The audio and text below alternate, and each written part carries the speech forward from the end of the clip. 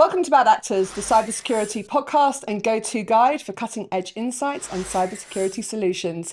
My guest today is reoccurring. She's one of my favourite guests at Bad Actors, Dr. Amit Elazari. Thank you for joining Bad Actors again. It's my pleasure. I love having you on because your field as the CEO and co-founder of OpenPolicy is so interesting at the moment because a lot of people are talking about new directives from the White House, compliance and regulation, and the evolving environment that we're at. But before we get on to that, I want to talk about some of the changes that have happened in the last 6 months since we spoke and what's going on at OpenPolicy. Fantastic.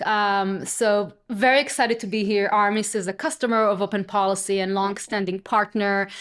We've been growing. It's exciting. We have a couple of announcements coming in the next few months, but definitely growing recognition that being connected to policy is being customer obsessed. We see our customers from pre-seed to the most exciting, unicorns, leading companies selling into the defense and dual use ecosystem, recognizing that this idea of being ahead of the curve, seeing the policy that is coming, being a partner to government, working on actually engaging in policy and shaping policy, and also have the platform capabilities to connect all the dots to your go-to-market and product is a differentiator, because ultimately the policy landscape right now is shaping the AI requirements, the cybersecurity requirements. And we have seen a tremendous shift in the attack surface, which is leading, and obviously the administration, right? Yes. And new priorities, national competitiveness on AI, huge priorities. So that is shifting the policy discussion.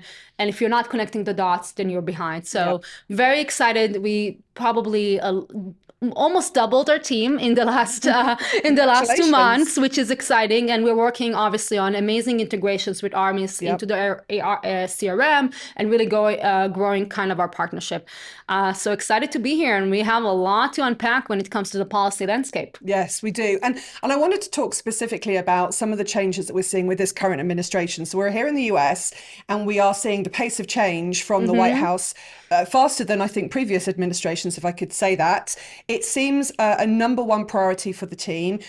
I do want to talk to you about the latest AI initiatives from President Trump. So where do you think this speed is driving change? We know a lot of critical infrastructure attacks are happening, and there is a concern of the geopolitical landscape and some of the threat actors that are attacking American defense. Talk to me a little bit about what you're seeing coming out of the White House. Yeah, so we can separate it to two main things. First of all, just general modernization of the IT ecosystem and drive towards efficiency. And we are thinking about attack surface, which was really one of the most amazing capabilities of Armis, the inventorying of items, being able to see kind of where are your vulnerabilities. That is a top priority, not just from the perspective of security, but also the perspective of just having much better visibility, which is also an optimization priority and an efficiency priority.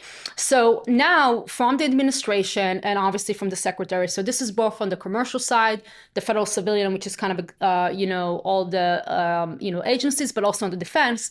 We want to see the best-in-class software, the best-in-class AI capabilities coming into protecting the nation. So that's a lot of that acquisition policy that you're saying, but that you're seeing coming out there, but it touches on AI and it touches on security. That's one bucket of policy.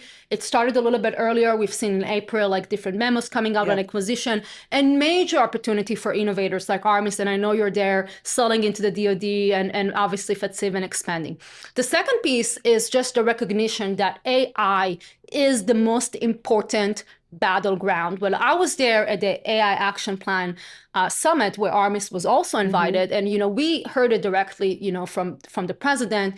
And in the words of kind of the all-in, moderators there, the announcement and the words of David Zaks, the announcement was at the level of looking at the AI race like the space race. Like, this is really, the most important innovation shift in the history of the United States, and the administration is viewing that as a national competitive, issue and national security issue, and they want to be winning on AI. What that means is also leveraging AI for security. Right. And where do we see that? In the last 2 months, we see it in executive orders direction. We had the cybersecurity executive order. We see it in the National Defense Authorization Act. We see it with budgets, and we saw it in the big, beautiful bill. So adoption of AI for security, having best in class, our capabilities, the best, capabilities to be able to leverage them in national security.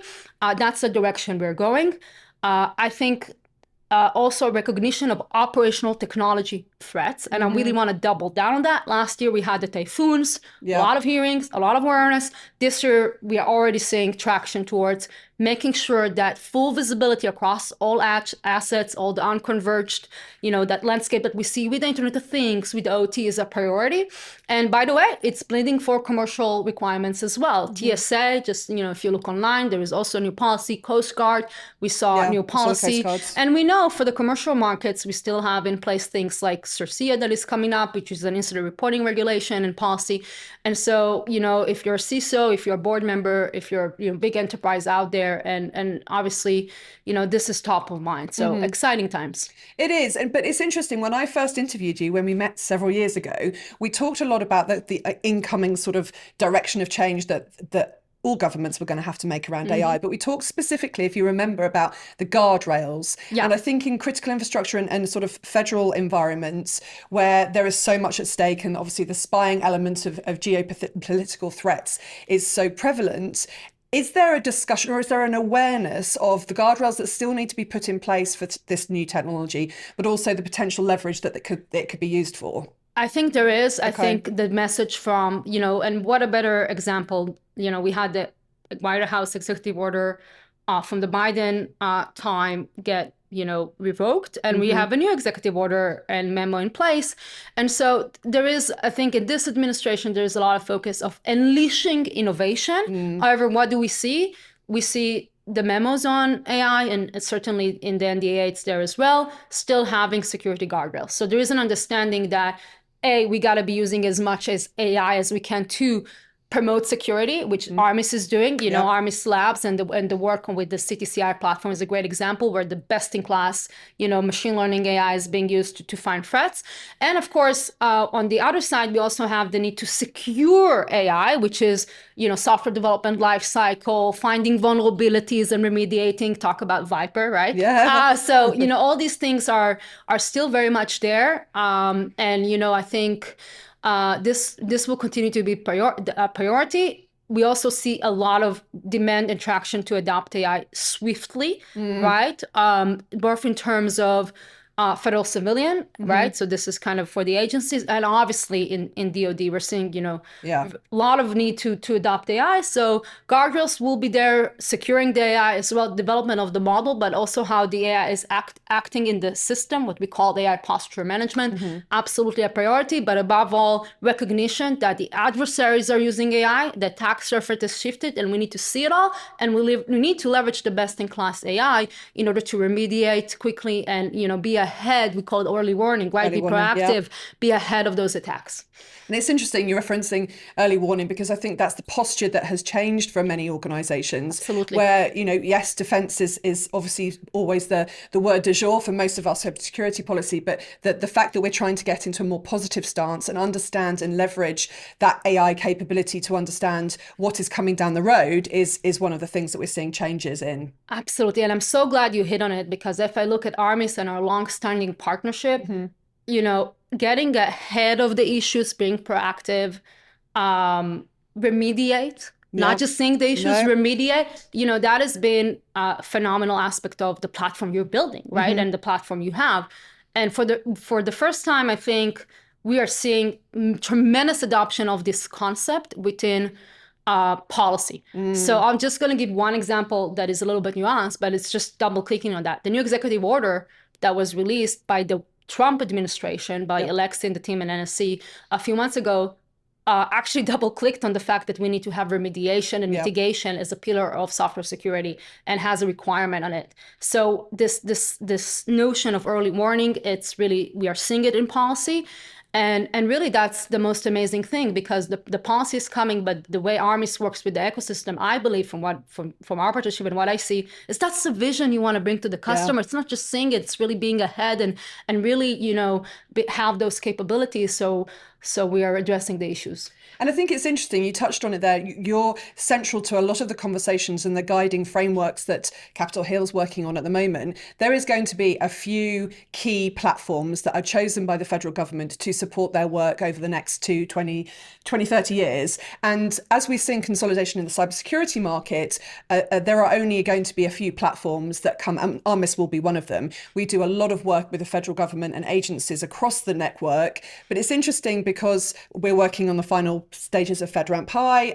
We will also have IL5 shortly. So I think there will be a few players that come to the forefront to be the vendors of choice for this space. And the guiding the policy alongside open policy is going to be fundamental to how this administration develops its strategy. You know, we are thrilled about this collaboration. Yeah. I think there is an amazing opportunity in the space you are. I think, you know, the investments in things like IL5 and FedRAMP High, you know, this is the landscape, right? You got to be secure, you got to be the top, you know, very good platform, right, to be adopted at that scale. Yep. But I also think it's what's beautiful about Armis and our collaboration. And, you know, we have at OpenPolicy, we work with Wiz and we work with Census, we work with Bostazo, we work with more, you know, a lot of players in this domain. It's like Armis leadership in leading the conversation and being part of coalitions and leading coalitions. Because when you are contributing to policy, you're lifting all boats. Yeah. And, you know, the work that Tom Granata team and government affairs leading that path, the work with the federal team has been phenomenal. Of course,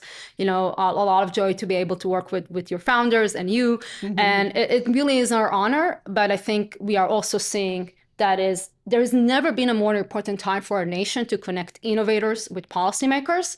And, you know, the championship of that ultimately results with have better products. Yeah. Because you're ahead of the curve, you're connecting policy to your go-to-market, and you're customer obsessed. Yeah. And so thank you for having me for the third time here, your continued leadership here and, you know, championing this notion. And it's, you're always my pleasure to have on this podcast. But I think what's interesting is over the last couple of years, I've got to know you and work with you, we have evolved our relationship with OpenPolicy. So when we first started, it was very much around the government affairs sort of trajectory. But obviously now, the expansion of OpenPolicy, what you do with your platform and how you engage as a consultant to us and your other customers, it's interesting how that go-to-market framework has started being created and how we're leveraging you there. So could you talk a little bit about how that works? Yeah, fantastic. So for those of you who've kind of visited OpenPolicy website and looked a little bit on our platform, we believe that policy should be also connected to the business. And so through the work with Tom and the leadership of your government affairs,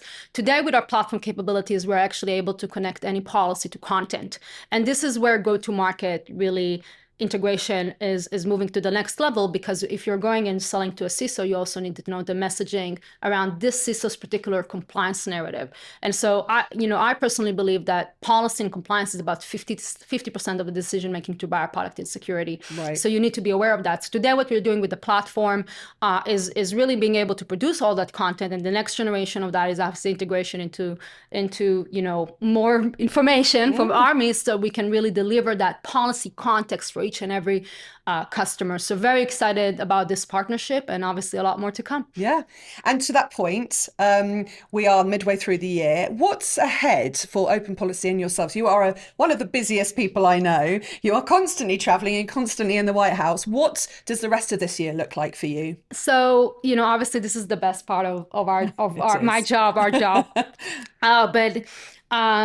We've been growing. As I shared in the last 2 months, we are almost doubling our team, and a lot of it is in R&D. We are expanding the platform and integrations. We talked a little bit about the go-to-market. I think we're going to have a lot of exciting announcements coming in very clear about new, very, you know, exciting customers that are joining our ecosystem. And, you know, when we started, we wanted to validate that concept that policy is a domain that needs to be democratized and move from that kind of consultancy, and the government affairs is very important, but we can scale the government affairs value, right, across all the org if we leverage agentic AI and we create that platform. So we train models with policy expertise, right? So our vision is to really provide that value, right, with our platform, grow the platform and integrate into product, into marketing, and into sales. And that's a lot of what we're doing, as well as, of course, scaling the influence, right? Scaling shaping the environment with bigger and better coalitions. And so that's all coming. It's a very important time to be working with policymakers. By the way, we have also a global footprint, which we're really excited about. Europe is exciting with the Cyber Resilience Act and DORA, 5I. There's a lot of work to be done in policy. So that's kind of where we're going. I'm interested in this 5I concept because obviously you spend a lot of time in America, but you just touched on the expansion and a lot of government initiatives are happening in Europe particularly. Are you starting to see people sort of come together a little bit more in that community so we can share best practice and be guided by maybe what's happening in the US and the UK, but also into some of the rest of the territories as well? Yeah, absolutely. I think, first of all, if one is selling to Fortune 500, you got to recognize that, most Fortune 500, most large manufacturers, they have a regulatory framework that they optimize for the highest requirements. So where did we sit it with GDPR? You have companies that just have a GDPR footprint, so they need to optimize for that, and then they go for the high, which means actually US organizations selling in the US need to understand European policy because that's what their customers care about. So that fabric is continuing. The landscape in Europe on security is very robust. This EU Cyber Resilience Act regulation that is coming into effect will require certain baseline security requirements, including, by the way, in the space of remediation and software bill of materials for all Internet of Things devices, not just consumer, everything.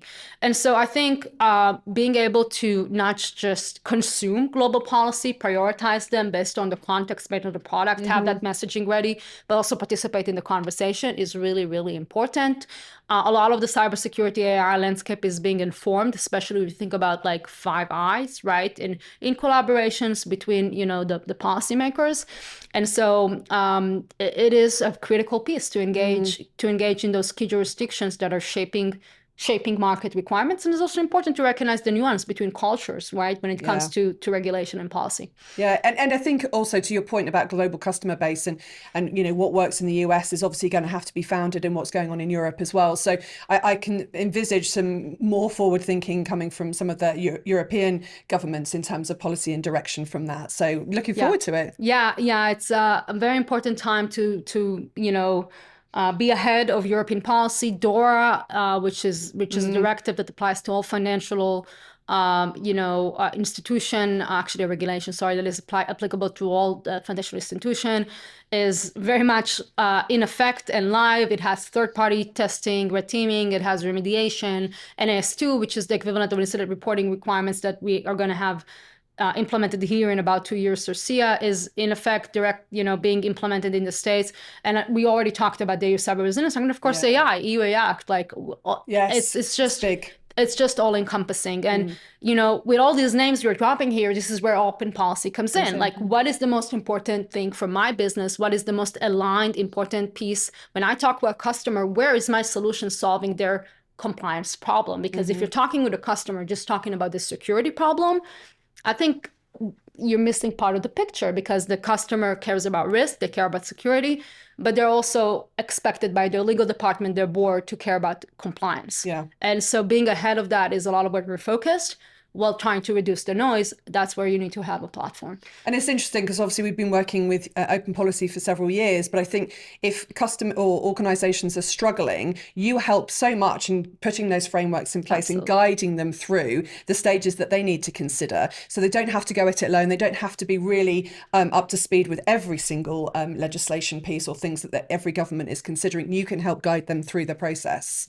Yeah, absolutely. We are both on connecting policy to your revenue, which is, our platform capabilities, both on the shaping side. The idea is you don't have to have, a 20 people government affairs team. Like when I worked at Intel, was the head of cyber policy, we had a team, but, it's a challenge that the expertise is so important, however it's scarce. So we really have to have that platform and able to democratize the access to this expertise. And that's a lot of the focus we put in the platform.